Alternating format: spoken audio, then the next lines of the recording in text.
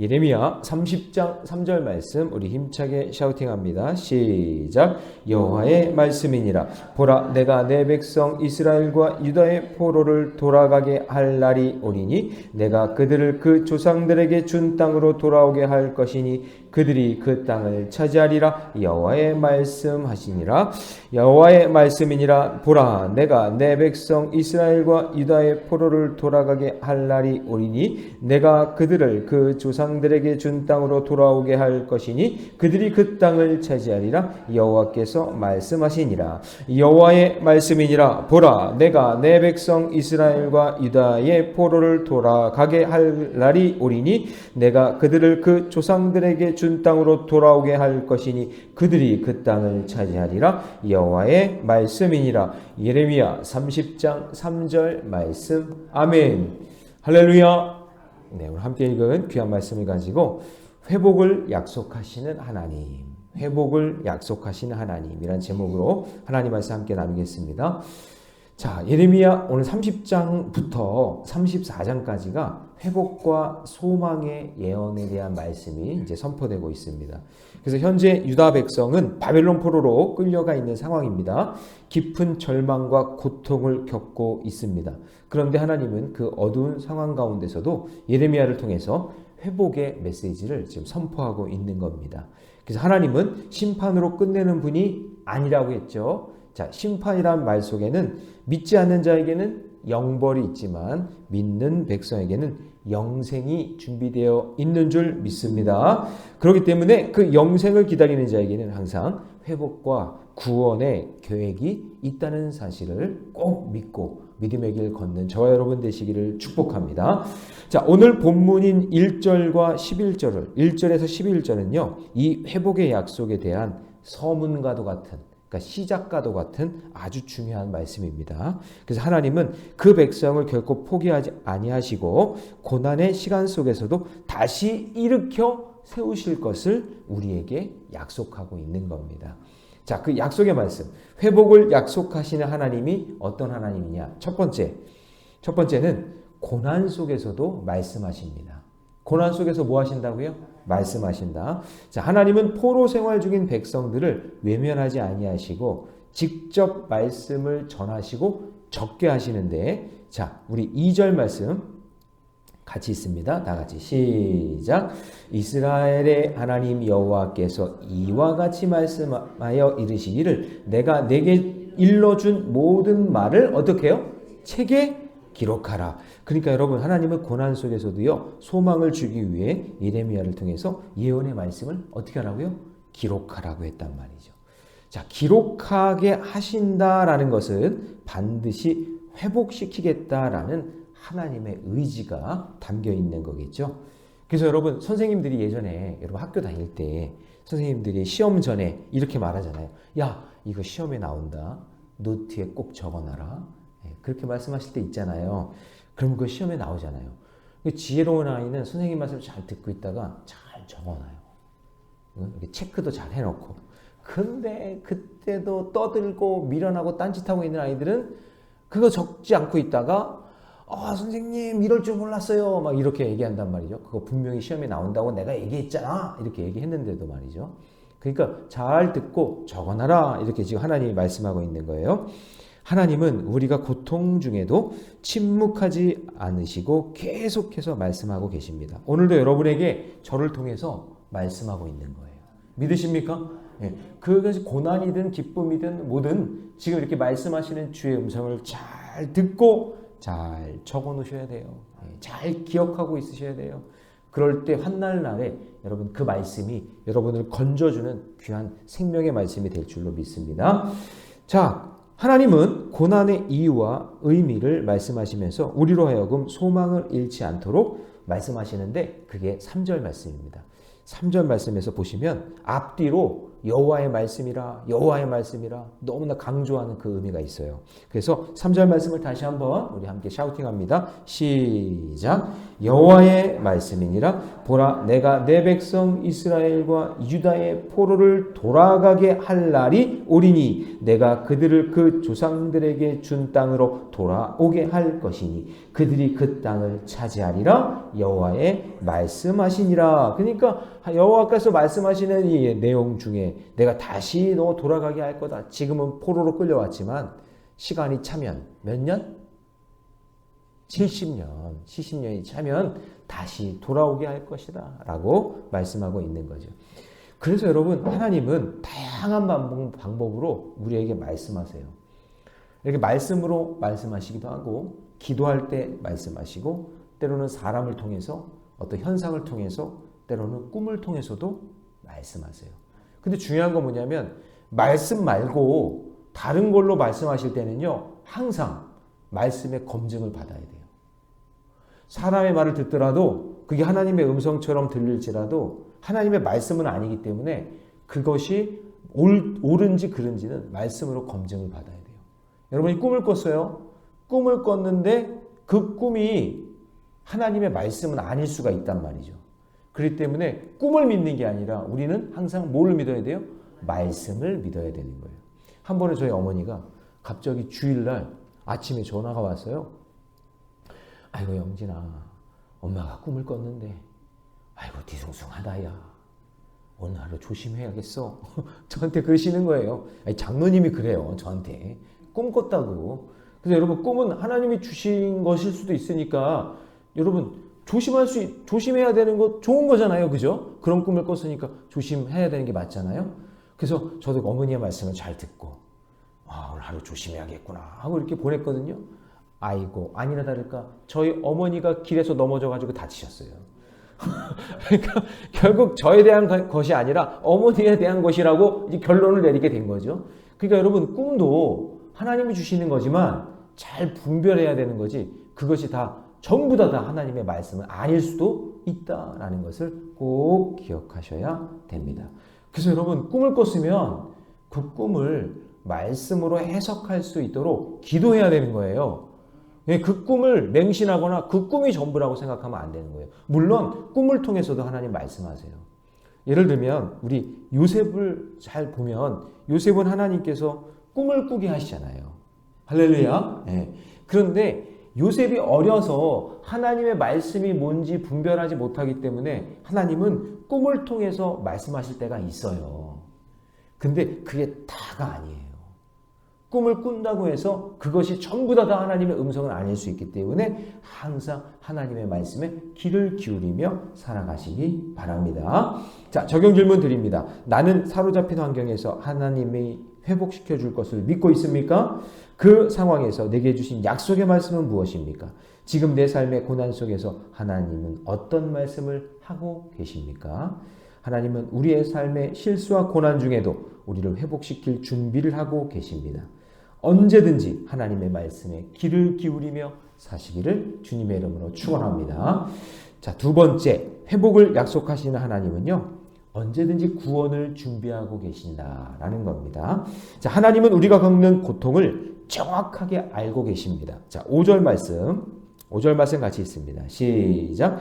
여호와께서 이와 같이 말씀하시되 우리가 무서워 떠는 자의 소리를 들으니 두려움이요 평안함이 아니로다. 지금 우리가 두려워하고 평안함이 없다는 것을 하나님은 잘 알고 계세요. 그래서 오늘 본문 7절을 보시면 그것을 엄청난 날, 환난의 때라고 말씀하시면서 그런데 그때를 모른 척하지 아니하시고 내가 너희들을 구원하겠다. 나 다 알고 있다. 너희들 떨고 있고 지금 두려워하는 거 내가 다 알고 있다라고 말씀하세요. 자, 7절 말씀 같이 있습니다. 시작. 슬프다 그날이요 그와 같이 엄청난 날이 없으리라. 그날은 야곱의 환난의 때가 되미로다. 그러나 그가 환난에서 구하여 냄을 얻으리로다. 할렐루야. 예, 아멘. 그러니까 고통은 이유 없이 존재하지 않지만 하나님께서는 그 고통과 두려움 속에서도 무엇을 준비하고 있느냐? 구원의 손길을 준비하고 계심을 믿으시기 바랍니다. 그래서 여러분 노아의 때에 사람들이 죄 짓고 아주 타락했잖아요. 그때 하나님께서 뭐라고 했냐면 물로 심판한다고 하셨죠. 물로 심판한다고 말씀하셨지만 노아를 통해서 뭐를 준비하고 계세요? 방주를 준비하고 계시는 거예요. 그러니까 지금 여러분 이 시대를 막 이 시대가 망했다, 막 타락했다, 이제 막 살 의욕이 없다, 절망이다, 뭐 소망이 없다, 막 그렇게 사람들이 얘기하고 그러잖아요. 매스컴이든 유튜브든 뭐든 막 그렇게 얘기할 때 물론 그런 현상이 눈에 보여도 그 와중에도 하나님은 구원의 방주를 준비하고 계심을 믿으시기 바랍니다. 네, 여기 끝이 아니에요. 세상 사람들 끝을 얘기하고 절망을 얘기할 때 아니 하나님은 구원의 방주를 준비하고 계셔. 소망이 하나님이야, 희망이 하나님이야 라고 말씀해 주셔야 돼요. 그거 꼭 기억하셔야 돼요. 하나님은 꼭 그것을 준비하고 계세요. 그래서 우리가 지금 수요일마다 룻기를 보고 있잖아요. 룻과 나오미에게 극심한 고통이잖아요. 죽음과 고난 가운데서도 1장, 2장 딱 보니까 거기서 보아스를 준비하고 계시고 3장에서 만나게 하시잖아요. 할렐루야! 보아스를 준비하고 계시다라는 것을 기억하셔야 됩니다. 그래서 여러분 하나님은요 마치 요리사 같아요. 요리사. 여러분 재료 하나하나 이렇게 다 놓으면은 맛이 없잖아요. 여기 뭐 예를 들어서 샐러드를 만든다 그러면 여기 뭐 양상치도 있고 파프리카도 있고 또 뭐도 들어가. 이제 다 나오네 이제. 당근도 들어가고 그렇게 막 많이 들어가잖아요. 저는 아보카도가 저는 좋아요. 아보카도도 넣고 막 그러잖아요. 샐러드에 또 여러 가지 막 들어갈 거 아니에요. 그런데 간장도 들어가야 되지, 또 소스도 들어가야 되잖아요. 근데 여러분 이거가 다 들어가서 이렇게 버무려져야 맛이 나지. 그렇죠? 근데 한 가지만 계속 먹는다고 해봐요. 아무리 좋다고 해도 한 가지만 있으면 맛이 없잖아요. 그것이 쫙 이렇게 들어가서 버무려지고 막 이렇게 해줘야 그래야 맛이 나는 거죠. 맞죠? 김장 김치도 그렇잖아요. 그 배추만 이렇게 했다가 계속 어떻게 먹어요? 거기다가 양념이 들어가서 젓갈도 들어가고 막 그래서 버무려져서 그리고 또 어떻게 일부러 막 소금 쳐가지고 숨을 죽이잖아요. 막 숨을 막 죽여야 막 우리는 막 죽여가지고 막 양념을 치고 막 그래야 그게 맛이 나는 거잖아요. 그런 거예요. 그냥 뻣뻣하게 가만히 있는 게 아니라 때로는 고난이 와요. 숨을 죽이는 것 같은 고난도 와요. 막 버무려져요. 막 그냥 막 이렇게 으깨지기도 해. 그래야 맛이 나요, 인생이. 그래서 하나님은요, 요리사예요. 재료 하나하나만 맛이 없어요. 근데 시간이 지나면요, 맛있는 요리가 되듯이 우리의 고통도 하나님의 그 레시피 안에서 맛있는 요리가 준비될 줄로 믿습니다. 감신대를 갔다가 그 감신대에서 예전에 제가 먹었던 아주 김치찜을 맛있게 하는 집이 있어요. 몇십 년 그 전통이 있는, 자꾸 침이 나오네. 묵은지찜. 근데 그 묵은지찜에 그 김장, 그 묵은지를 푹 돼지고기 넣고 푹 삶아가지고는요. 그거를 그냥 밥에 이렇게 얹어가지고 쫙 먹으면 그냥 얼마나 맛있는지 몰라. 근데 그건 묵은지에서만 나오는 거예요. 그렇죠, 원사님? 오늘따라 굉장히 은혜를 많이 받으시는 거예요. 그건 묵은지에서만 나와. 그냥 생김치에서는 안 나온단 말이죠. 그 맛이 어떻게 나? 그렇게 푹 그냥 삶아지고 익혀져야 그 맛이 난다 그 얘기죠. 우리 인생도 마찬가지예요. 고난이 없다? 아니에요. 그 고난의 쓴맛도 필요한 거예요. 그것을 통해 하나님의 은혜를 알고 하나님께 감사할 수 있는 그런 믿음의 백성이 되기 때문입니다. 자, 그래서 적용 질문 드립니다. 요즘 나는 누구 때문에 두려워합니까? 또 그 이유는 무엇입니까? 내가 겪는 고통은 하나님이 준비하신 회복의 과정임을 믿고 있습니까? 네, 내 인생의 힘든 그 과정도 하나님께서 하나님의 레시피 그 속에 다 들어가 있어서 맛을 내는 인생으로 저와 여러분을 만들어 주실 줄 믿습니다. 자, 마지막 세 번째, 회복을 약속하시는 하나님은요, 포로된 자에게 자유를 주십니다. 자, 하나님은 이스라엘 백성이 다시는 종이 되지 않겠다고 말씀하십니다. 자, 8절로 갑니다. 8절 같이 읽습니다. 시작. 만군의 여호와의 말씀이라 그날에 내가 내 목에서 그 멍에를 꺾어버리며 내 포박을 끊으리니 다시는 이방인을 섬기지 않으리라. 자, 자유는 사람의 힘이 아닌 하나님의 능력으로 주어지는 것인 줄로 믿습니다. 내가 막 자유해야지 그게 아니라 하나님이 주시는 참된 자유함이 와야 되는 거예요. 그래서 거기 11절에 보면 주님께서 이는 여호와의 말씀이니라 내가 너와 함께 있어 너를 구원할 것이라 너를 흩었던 모든 이방을 내가 멸망시키리라 그럴지라도 너만은 멸망시키지 아니하리라. 여기서 하나님이 함께 해야만 자유예요. 여러분, 자유는 이런 식으로 생각하잖아요. 내 마음대로 사는 거, 내가 하고 싶은 대로 사는 거, 그게 자유라고 생각하잖아요. 근데 성경적인 자유는 그게 아니라 하나님이 함께 하는 거예요. 11절을 다시 보세요. 이는 여호와의 말씀이니라. 어디에다 밑줄을 쳐야 되냐면 내가 너와 함께 있어. 여기다 밑줄을 쳐야 돼요. 그러니까 진정한 자유는 뭐냐? 하나님과 함께 하는 게 진정한 자유임을 믿으셔야 돼요. 하나님이 함께하지 않는 거는 자유가 아니에요. 방종이에요. 내 마음대로 사는 거예요. 그렇지가 않아요. 하나님의 통제를 받는 거예요. 말씀의 통제를 받으며 기도하며 하나님과 사는 것. 그것이 참된 자유임을 믿으시기 바랍니다. 자, 그러면서 우리가 또 죄 지을 수 있잖아요. 그러니까 그 죄에 대해서도요. 방종하면 그 죄값에 대해서 아무렇지도 생각도 안 하고 살잖아요. 그렇지만 하나님과 함께하기 때문에 그 11절 뒤를 보세요. 11절 뒤를 보면 이렇게 돼 있어요. 그러나 보여요? 그러나 자 같이 있습니다. 그러나 시작. 그러나 내가 법에 따라 너를 징계할 것이요 결코 무죄한 자로만 여기지는 아니하리라. 자, 저를 보세요. 이게 자유예요. 자유는 내 마음대로 사는 게 아니라 하나님과 함께 있으면서 잘못된 것이 있으면 그거 안 돼. 그 네가 잘못한 거야. 라고 징계도 받고 때로는 무죄한 자로만 여기지 않는다는 뭐냐면 내가 죄값을 찾을 거야 라고 말씀하시는 거예요. 그게 자유예요. 그래서 여러분, 하나님은 우리 인생에 묶여있는 어떤 죄와 중독, 두려움, 절망, 그런 멍에 함께 할 수 없기 때문에 하나님은 그것에 대해서 끊어주시기 위해 늘 우리와 동행하고 우리와 함께 하신다는 것을 잊지 마시기 바랍니다. 그래서 여러분, 출애굽 당시에 이스라엘 백성들 종의 시절을 보냈잖아요. 그러면 종에서 이제 홍해를 건너 광야로 갔으면 이제 자유인이다. 우리 마음대로 살자. 그렇게 됐어요? 아니죠.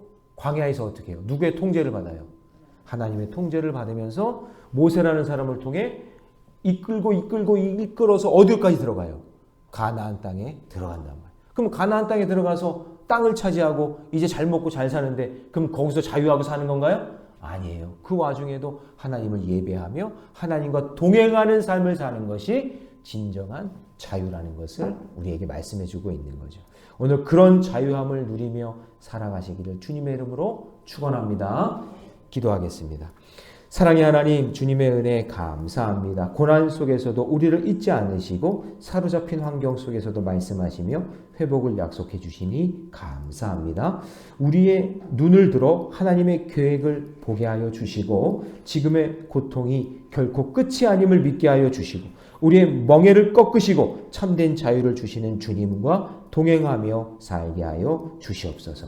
오늘도 주시는 말씀이 오늘 나를 사랑하셔서 주시는 음성으로 여기게 하여 주시고 주님으로 인해 태평과 안락을 누리되 늘 죄에 대해서 민감하게 하여 주시고 말씀을 기준 삼아 믿음의 길 걸어갈 수 있도록 축복해 주시옵소서.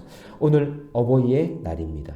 오늘 이 자리에 어버이 되신 우리 귀한 성도들이 오늘 이 자리에 있습니다. 삶의 고난을 믿음으로 말씀으로 이겨나온 우리 귀한 부모님들을 축복하오니 하나님께서 건강을 지켜주시고 믿음으로 사는 복이 있게 하여 주시고 가정이 평안하게 하여 주시되 주님과 동행하게 하여 주시고 사랑하는 자녀 자손들이 믿음의 길에서 벗어나지 않고 신앙의 일치를 이룰 수 있도록 축복해 주시옵소서. 이 모든 말씀을 우리 주 예수님의 이름으로 기도하옵나이다. 아멘.